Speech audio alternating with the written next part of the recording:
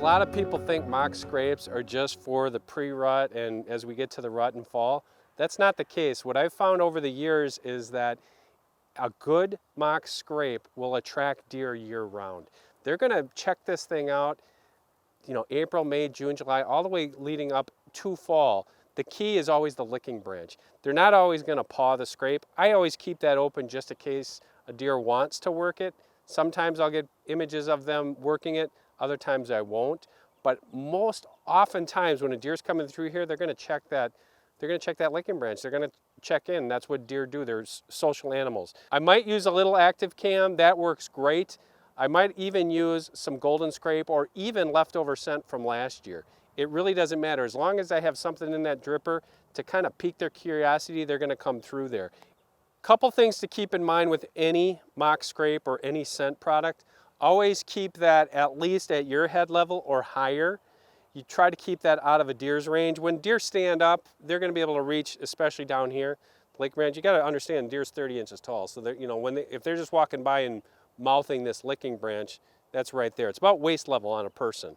You want to keep this high, head high or higher if possible. The other thing that I'm kind of concerned about with this one in particular, this tree, it's a box elder, it's been beat up by various licking branches that we've had on it over the past 2 years.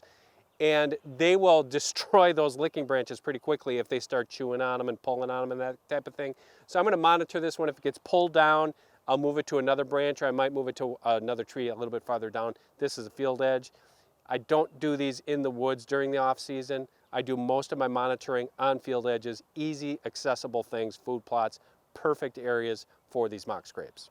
It's really interesting to see how deer behave at licking branches throughout the year, and I think you'd really want to investigate not only, a lot of times people just get hung up on what bucks are coming through the area.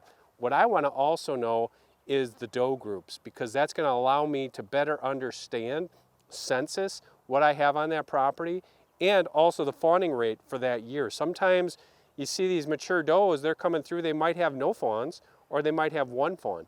Very interesting, and that's good information to know, especially leading up to, in my case, September archery season, and that allows me to better adjust my goals and my plans if I'm going to shoot does early or late, or obviously what bucks I have in the area. Try it. Mock scrapes in summer, you'd be surprised with the results.